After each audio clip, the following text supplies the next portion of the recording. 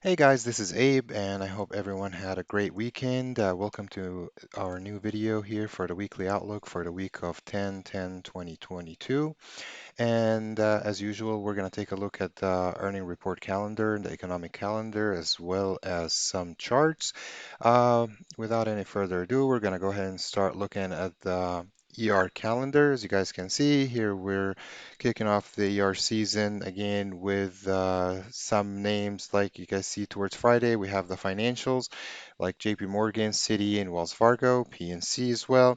Um, you know, looking at the data over here, seems like we have about anywhere between 31 to 34% expectations that they will beat earnings. It's kind of nice to see how the financials set the tone for the earnings season. But this week is going to be a very, very important week when we talk about the economic calendar. You will see why. In case you have missed it, this week's economic calendar is going to be pretty beefy with really high impact events. Starting on Tuesday, we have the FOMC member Harker and Mr. speaking, both scheduled at 11:30 and 12. These are in Eastern time. And on Wednesday, we start with our PPI, Producers Price Index, and Energy Outlook, as well as the FOMC meeting minutes that will be released at 2. So personally, I think there's going to be a little bit of action in the morning due to the PPI report. It's going to be pre-market open at 8:30, and probably we'll have a little chop throughout the day until these minutes are released. And all eyes are going to be focused on Thursday, where we have our CPI data coming out. And also, we have the initial jobless claims and crude oil inventory. So let's just say this. Personally, I will not be holding anything from Wednesday to Thursday overnight, just because there's just going to be tons of volatility happening uh, on that morning for the CPI data and the initial jobless claims report as well. So, this is going to be either affirming what the Fed is seeing and or what they're doing is actually working, or it's going to be letting us know that, hey, what they're doing is not working. It all depends on the CPI data that comes out. And so if we see that the data for inflation basically is coming down, that means, okay, what they're doing is working, probably not going to see any more aggressiveness than what they're intending to have. The other thing is that if it comes in a little, you know, higher than expected, um, there's going to be more options on the table. Perhaps as of right now, we think that the Feds are going to be increasing interest by 1.25 points between now and the year. And if the inflation information comes in higher than expected, chances are we might see a little bit higher than that, perhaps upwards of 1.5. It all really depends on that day. Thursday is going to be a very, very important day for traders. And so, uh, again, we already know that the Fed is willing to do whatever it takes to curb inflation, because as you guys know, they are very reactive rather than being proactive whenever they handle this inflation issue that we had. Moreover, we have on Friday the core sale report, the retail sale, I'm sorry, and we also have the consumer sentiment report that comes out at 10, and this also chances are probably going to come back above expectations in my opinion. Just because, me being as a consumer, I'm not seeing things getting any better. My dollar is not stretching as much as it used to, and again, this is a consumer sentiment, and so chances are you will see it like probably beat expectations over 58 over here, where they have it, or 59 on the Michigan consumer sentiment. But as far as the expectations for the CPI, we'll probably have a little bit of a dive on it throughout the week, right before Wednesday, where we have a little bit more information, whether we expect it to have pulled back personally, I think it might show a little bit better data just because oil may have dropped a little bit during this time that we're actually reviewing. But then again, PPI, uh, the day before that also is a very, very important indicator for inflation. It's the producer price index, and it shows what the producers have been paying for the materials that they use in their products. And so, even if, hey, well, the prices of goods of the services, I'm sorry, or the goods and services are dropped a little bit, the PPI would tell you, well, hey, we're paying more than what we're actually expecting or we're paying more than what we used to. So chances are that's going to cause the prices of items to go up again. And so it will really set the tone for, I would say, the reaction that we're going to have on Thursday. So, before we switch to the charts, let me just ask you if this is your first time following this channel, please consider like and subscribe for more videos. I'm not an experienced YouTuber, but I try to put in as much information as I can, mainly on technical analysis for the futures, ES, SPY, Dixie, VIX, Gold, and some other stock tickers. And if you would like to trade live with us in Discord, I would leave the link to Discord in the description below. We're running a special for a free month for the first month. We would love to see you join us. It's risk-free, so you basically, come check us out, see if you like us, join us, and give us a shot. Uh, we're very confident that you would stay. So I'm going to go ahead and switch to the charts over here, and as usual, we will be switching to ES futures. And so last video, we said that if we broke below this level over here, where we said like what 3730 or so, chances are we're going to see 3700. If we didn't have a reaction, we'll probably come back down here and see 3660. I did not foresee 3630 to be hit, but it did on Friday. I did actually take a put, but just kind of like took profit kind of quick as usual. But this is always better because it's better to play it safe and rather than be greedy and not secure profits. So this is kind of the important area that I was pointing out for the group in Discord to watch for. This is where we kind of bounced above 6% on ES from this consolidation area over here, and it created a demand zone. And we did not really tab into it. Like we continued, we did about, I don't know, might have been about 3%, and then the next day we did another 3% or so, 3 plus percent. And what you end up having here is that there's a consolidation or a demand zone that we didn't tap. And as a matter of fact, Friday before the close of day, we actually got into a long position over here. For me, that long position that I got in, hopefully I will be closing it before, who knows, maybe the end of day Monday, but definitely will not be holding it until CPI data. So chances are I'll be closing it on or before Wednesday.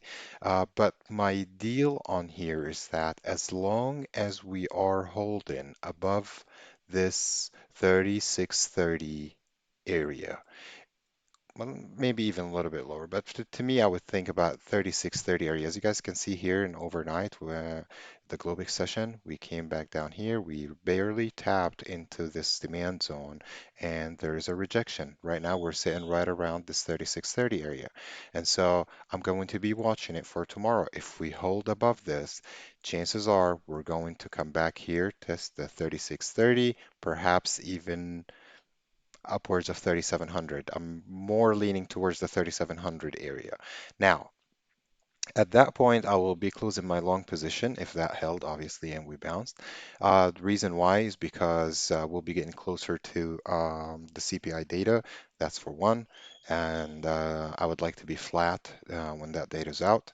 And the other thing is that this kind of represent somewhat of a psychological resistance over here. 3,700 is a whole number, and you definitely want to try to secure your profits at whole numbers and because there are chances that there's going to be some selling over there and a retracement, and especially if you trade options, you know that pullbacks are not really good for your options, and you probably would secure a little bit more money if you actually if you had a really good nice rip upwards of this level rather than wait to hold up to here, for example, and get there with chop, just because IV crush is a thing, and the other thing is that theta plays a big role. And as we're speaking right now, we are holding above the 3630 area, which is a really good thing. I wasn't surprised actually for a pullback at open. I was thinking we probably will do this overnight, kind of just like what we had uh, back here in this region.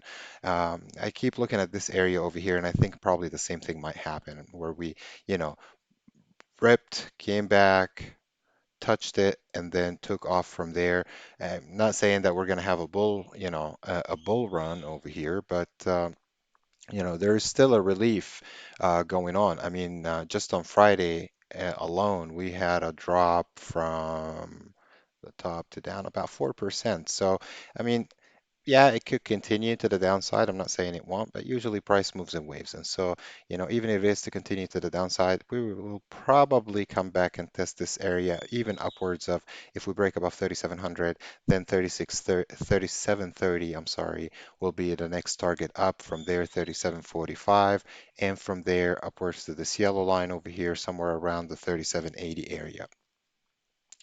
Now, to the downside, when would I say that my trade is invalid to the long side? Uh, to me, the 3600 is kind of like the danger bell. If this level over here has been reclaimed, then your next target down is going to be about 3570, and from there we will go to 3540 or 3542, where I have it marked over here, and from there maybe even downwards to 3525. We could continue even lower. Now, you have to not you cannot discount the geopolitical environment out there with Ukraine blowing up that bridge between the Crimea and Russia, which is kind of like a blow to the Russians' ego. And so, they're kind of pushing Putin to probably try to be a little bit more aggressive. And when I say that, I'm talking perhaps maybe some kind of controlled nuke attacks or so. And if that happens, I think that the market is probably going to take a major, major dip. I hope that never happens, and I hope that everybody keeps their cool and just for the sake of people, for nobody to get hurt and for nobody to lose their life, you know. But then again, super companies control this world nowadays, and there's no money to be made in peace times. So that's very unfortunate. So, just like I said, for me, as of tomorrow, hopefully, like I said, we will probably open somewhere up here. If we do, that'll be really nice to actually just, see this level taken, the 3660, and from there upwards of 3690. Like I said, I might end up closing somewhere over there on my long position. Now, if for some reason we end up holding below the 3630 tomorrow, and we see here the low of night about 3618. I probably will not try to take a short position until we claim the 3600. Uh, and so I just want to have a confirmation that, hey, this drop was not enough for them to take the price where they want to take it, and they want to continue. They're not trying to come back and retrace. Now you have your supply zone over here. There's a major supply zone somewhere up here, 3730 upwards of 3760. So, holding this long to this area is going to be kind of sketchy, I would say, because there's a chance that we can come up here, retrace and mitigate in this area, somewhere about 3730 to say 3745, and from there to drop all the way down. But for me, buy in the bottom, wasn't trying to catch a fallen knife. Obviously, a 4+% drop is not really is not really something light to take. It could continue, but it's not like whenever you're trying to buy the 3700s, for example, or 3730 or so, thinking that, hey, we're going to bounce over here.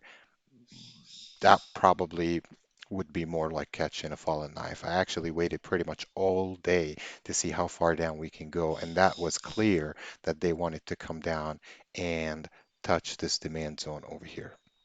And we talked about it, like we would like to see a spring here from this area. Now, they consolidate it here. Even if you want to take the consolidation zone all the way up to this area over here to about 37.30, you know, we broke above it, come back, there's your spring, and hopefully go up from there. I am sort of optimistic that the CPI data is probably going to look good this time around, but then again, I'll probably do a little bit more digging throughout the week and see what reports we have out there, what indications that could result in otherwise. Um, but yeah, you have the levels. Basically, right now, your key level is the 3630 area. As long as we stay above it, there you go. You have 3660 next, 3700, and from there, 3730. If 3600 breaks, that's like I said, when I would look to probably go short. Target one is going to be about 3572, I'm sorry. Target two is going to be somewhere about 3744 or so. Target three is going to be 3525, and we take it one level at a time and we'll go from there. One thing I want to note over here, let me just go ahead and remove this arrow. It's not showing on the daily or the 12 hour, but it does show anywhere from 4 hours and lower time frame on ES. As you guys can see over here, we have a higher low. If that confirms to be a higher low, that would be a bullish divergence, and I would show you how to look at it here. So a bullish divergence indicates basically a reversal and to the upside. And so you see this low over here, somewhere down about 35.70, and this other low over here, which this evening hit about 36.18 or so. So it is kind of a higher low. Again, we need to see a confirmation for a move to the upside over here. And you look at the RSI down here, you see that the RSI has made a lower low. And so this usually indicates a bullish divergence.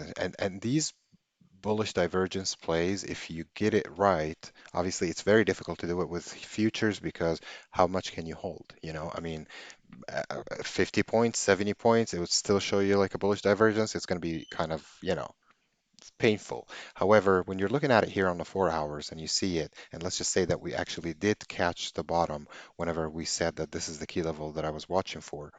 And we actually, as you guys can see over here, the low from September 27th almost hit that area, and we bounced from there overnight, even though we don't have a lot of volume.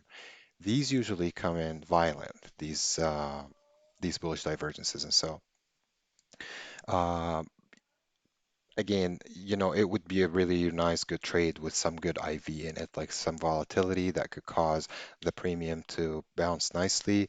And that's what I'm banking on. I'm not trying to hit home runs. I'm just trying to trade one level to the other and try to secure my profit as I go and try to have my risk management in place where this is my level for reversal. If this breaks, then, it's invalid. So my risk to reward on it is pretty good, and I can definitely live with it. The next chart I'm going to look at tonight is the US dollar index over here. And as you guys can see, we've talked about it time and time and time again, and seems like we've got it spot on every time. For those who trade the US dollar index in futures or in Forex, hopefully this was beneficial for you and that you were able to make some money off of it. Right now, we're sitting at an area where we have a supply zone over here in this area. And so if we are thinking that the market is going to bounce, chances are, especially if the CPI, this is going to be the determining factor for the week. And I'm telling you, we're going to be talking CPI, CPI until we're blue in the face. And I would say over here in this area, if we actually see the market I'm sorry, bounce, where I'm hoping or I'm leaning, um, we probably will see a retracement over here from Dixie, maybe come back down to this area, try to test this level over here. And that's all I'm asking for. And at this level over here, we might see a little bit of chop or kind of like a wait and hold and pending the CPI data. And if the data comes in hot, where we expect the Feds to raise the rates higher, you probably see Dixie rip and vice versa. If the data comes in, you know, I guess, better than expected, which is basically lower, if that's what we would say. We can say that chances are we will probably see Dixie or the US dollar index cooling off a little bit from here. But here in this range, I mean, even though like it really hit like target one and target two, I mean, there's a chance that we can probably move up a little bit more, but this area over here is kind of like actually, I'm going to extend it a little bit. This supply zone over here, there's a chance that we can touch it and bounce or drop down from there. Next, let's go ahead and take a look at gold. Gold looks like this is a 4-hour time frame, by the way, that we're looking at.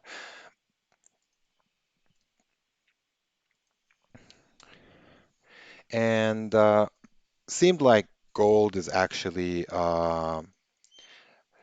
once we broke above this level over here, seemed like it's a pretty nice, decent area to go long and pretty much hit the target area that we were talking about in the last video that we talked about gold. There is still a good chance that we'll come back down here to this area, the 1680 or so, to retest it. However, it doesn't have to. It doesn't have to necessarily do that. We are in somewhat of like a little uptrend over here. We still, even though the channel kind of broke, you still haven't broke the previous low. Your previous low that you need to watch for is, I would say, somewhere about 1660. If that's taken out, then, short it, I would say, or I would short it because this is not a financial advice. But as long as we stay above this area, there's a really good chance that you would see gold come back down here, perhaps test this region and bounce right back up again. And again, that will have like a really nice risk to reward ratio over here if you want to look at it here from a long position. As long as we're above 1660, um, you know, almost 3 to 1, I would say, about 2.7 to 1. Really nice risk to reward ratio if it comes back down here to this area. If that doesn't happen and we have somewhat like end up forming somewhat of a bull flag over here, as you guys can see, this will be, let me just go ahead and remove this channel just to make it less busy. This will be the pole for the flag, and if we end up forming one, and this will be your flag, something like this. And so you would wait for the break above the flag, and from there, each resistance over here will be a target. And again, this is kind of a key level over here for gold, I would say, somewhere upwards of 1745.80 or so. If that breaks, there's a good chance gold could see upwards of 1778 as the second target. And from there, there's also a good chance that we can see the 1800 again. Usually, instability could cause gold to go up because it's usually considered like a safe haven. But then again, US dollar has been used as a hedge and place, I guess, for investors. So every time, the dollar stays strong, it goes up nicely. Investors are taking their money out of equities and they're dropping them into the US dollar, and they make a lot better return than they would on equities. The next chart I'm going to take a look at right now is going to be Vix Volatility Index. And like I was saying before, we were back up until Friday, back inside this triangle over here. And I was hoping that we're actually going to come down and see this low over here. And if that happened, then, chances are you will see ES go back up. Now, we did break again right above this little area, but again, VIX doesn't quite follow technical analysis in my opinion, so I'm not really sure if the break above this line over here, whether my line is spot on. Let me try to do like wick to wick over here, maybe these highs here and here. So we're technically still inside uh, this triangle. So as long as you see a rejection here in this area and a fall back down, it might come down to 2850 and from there maybe 2560 or so. I'm not sure it's going to come down so much because again, this thing, uh, CPI is coming up, I mean, there's going to be a lot of uncertainty and fear in the market. And so that's probably going to cause a little bit of volatility. And with volatility, you would see VIX shooting up. I mean, people are not too certain usually about this type of data, so you definitely need to be aware of it. And I would definitely take a really uh, good look at VIX every day whenever we are trading. Going back to ES over here, just to check on it, we're still right around the 3630 area. Again, there's not a whole lot of volume usually overnight, so I'm not too concerned. Like even if we come down here to the 3610 or 3600, it could be a wash by the morning, so we're just gonna have to look at it in the morning and see what it does, and go from there. I want to say maybe the drop that we had at open with the gap down might have been for more, no more than, or for no more than the issues that we had in Ukraine and the Crimea, because they're kind of worried right now that, hey, nuclear war is on the table. I have heard in one of the videos that MIT actually runs a simulation for the war in Ukraine. I'd like to actually go dig and look at it and see what they say. They're trying to come up with possible scenarios. It's kind of interesting to usually look at things like that. But again, we hope for all wars to end for the sake of all the people. Next stock over here we're going to look at is Tesla. If I can type.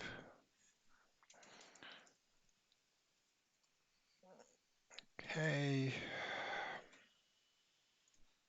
So Tesla was really interesting on Friday in that, well, obviously we were talking before that as long as this level holds over here, this 256 area, as you guys can see, we broke it, came back, retested, and rejected from there, and we continued all the way down to this level. Now, your next key level to the downside, I actually think we're almost there, but doesn't have to necessarily happen. But you have several key points of support over here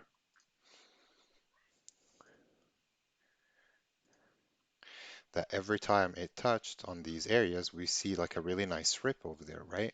So if I would say if the market try to bounce back up, I think we might, remember price moves in waves. So even though there's no guarantee that this Tesla is going to be moving in waves, it could just continue on a roll all the way down to 200 or so, or maybe even lower.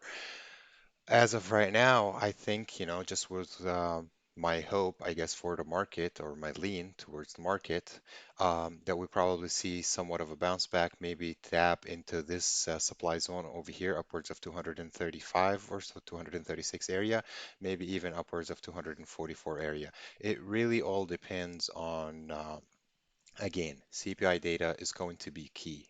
Everything that happens, the geopolitical environment out there is going to be key for the stock market. So you definitely need to be very, very careful. Now, let's look at the daily on Tesla. I'm just going to go ahead and just remove all the lines to try to get a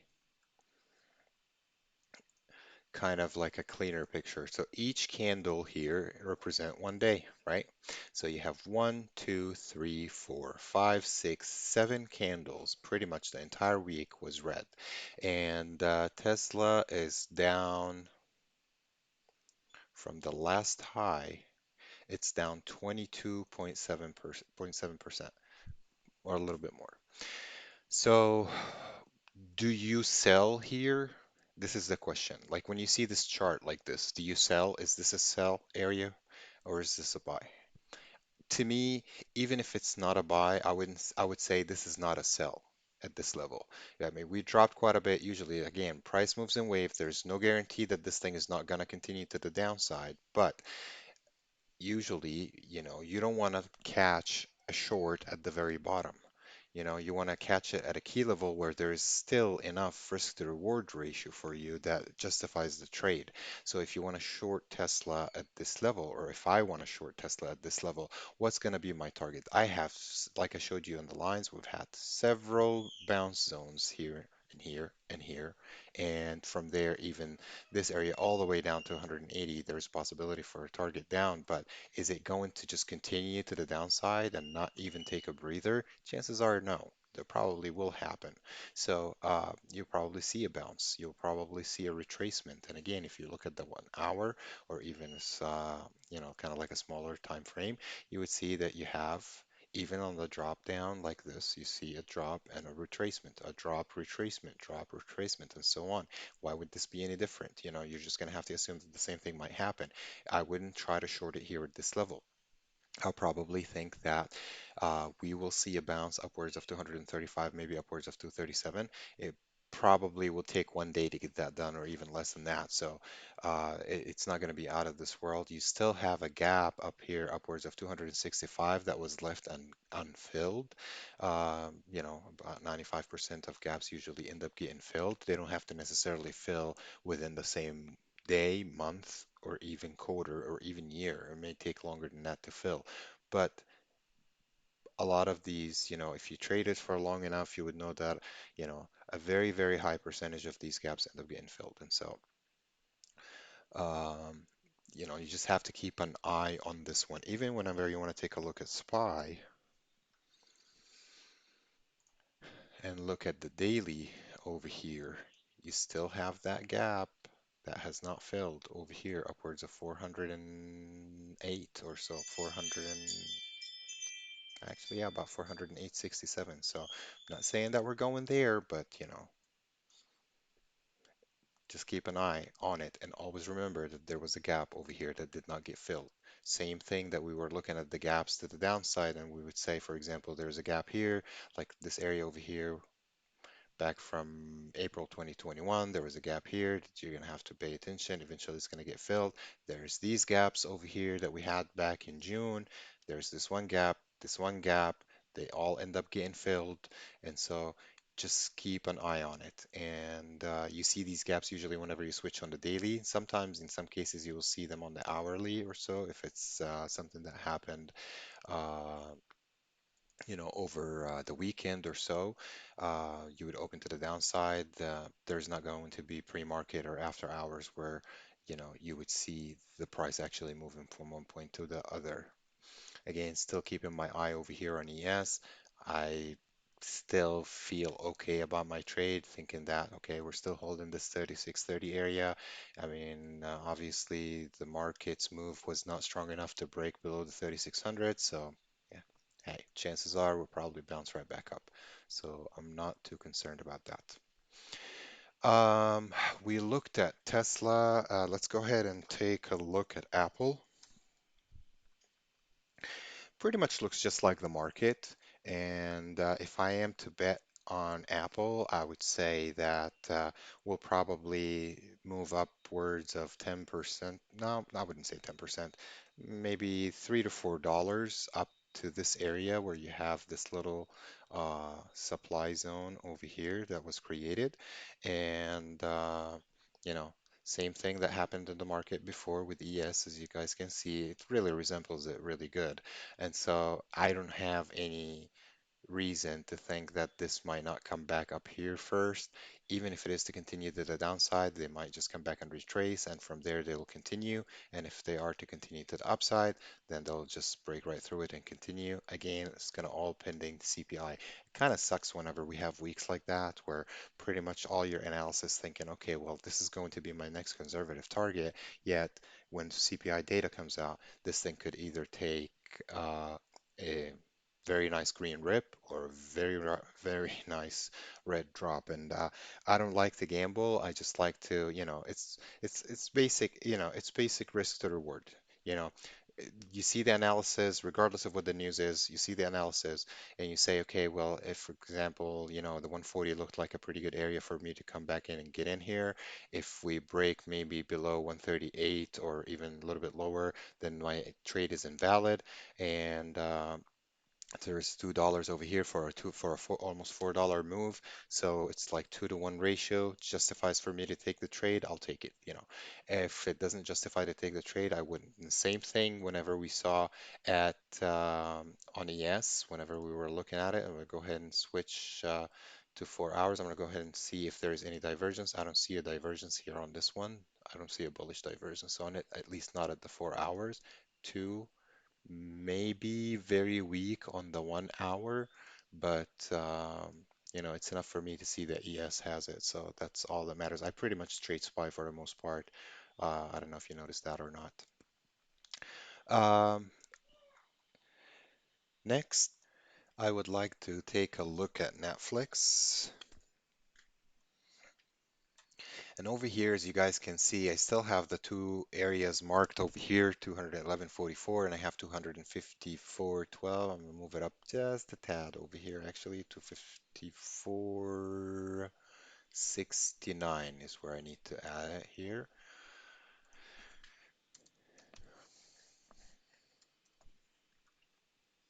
Which is the absolute high that we rejected over here. So chances are, this area over here is going to be a range. Probably even from this region over here, probably see somewhat of a range. We have this line.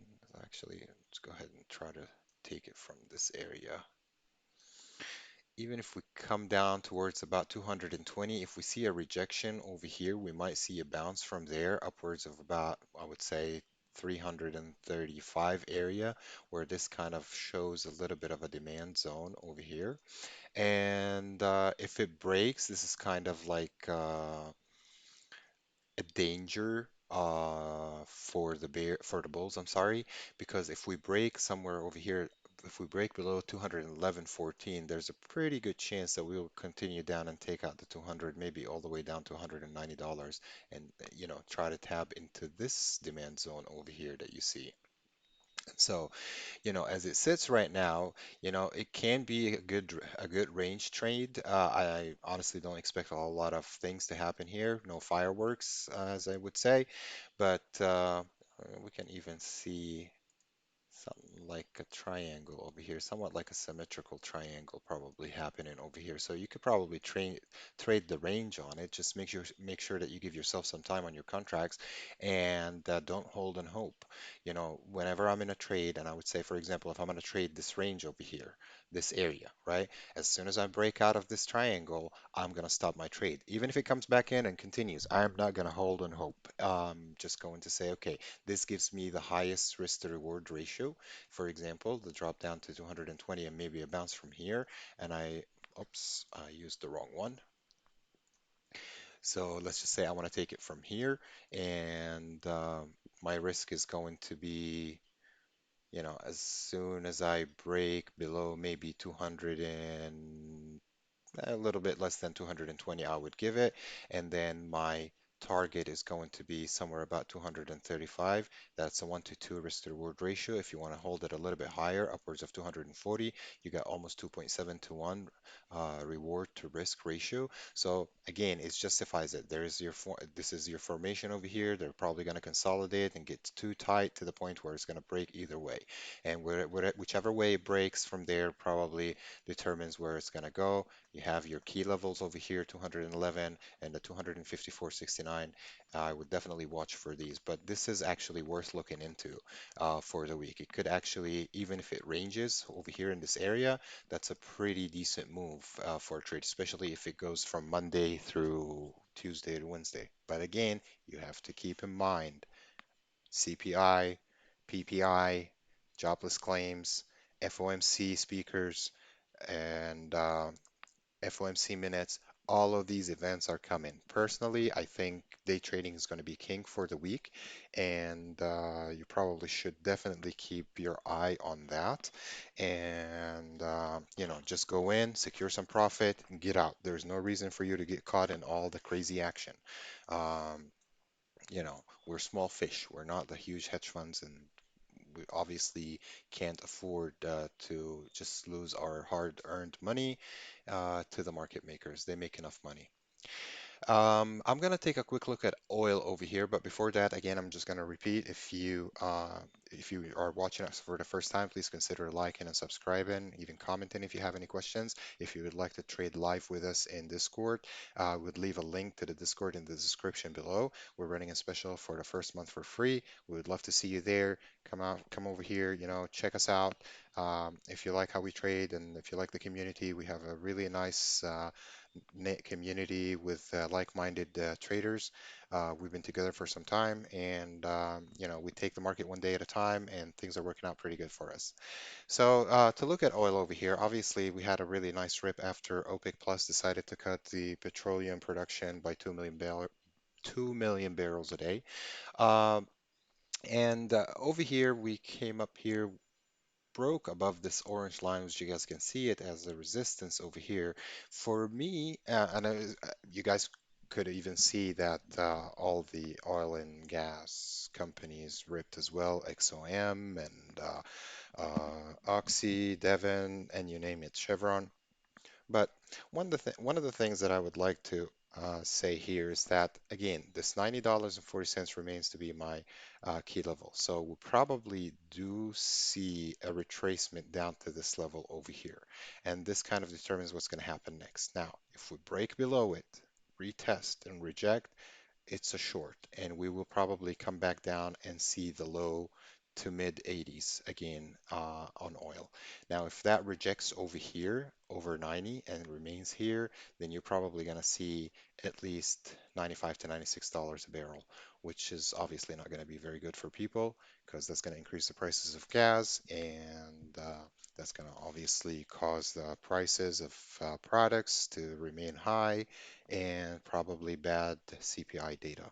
And with that, we know what's going to happen. So we definitely like to keep an eye on oil, even though we trade stocks. And so even you can still trade oil, whether it's with the futures or forex, and you can even trade it with options by trading these ETFs over here, like UCO and or USO. Both pretty much move the same way as oil. And so, if you want to short these in options, you can short USO or UCO, whichever one you prefer, and just go from there. But as far as I'm concerned, usually I'm always watching oil, and um, definitely like to watch these major, these major futures. You have ES, NASDAQ, gold, oil, and to a certain degree, natural gas, just so that, and of course, the US dollar index, just so that I get a better picture about the overall market and how these indices react with each other. And I think this will conclude my video for tonight. If you guys have any questions, feel free to ask me, whether it's through the comments or you can do so by DMing me in Discord or tagging me in a question in Discord. Again, if you're new here, please feel free to, reach out with any questions. We would love to see you in Discord. The link will be in the description section down there. And we have a really great community, total of 7 analysts sending out signals and data and charts and trade ideas. Um, Really, really nice, great community to be a part of. Thank you guys so much, and I hope you have a great rest of your weekend, and I will see you all tomorrow. Thank you.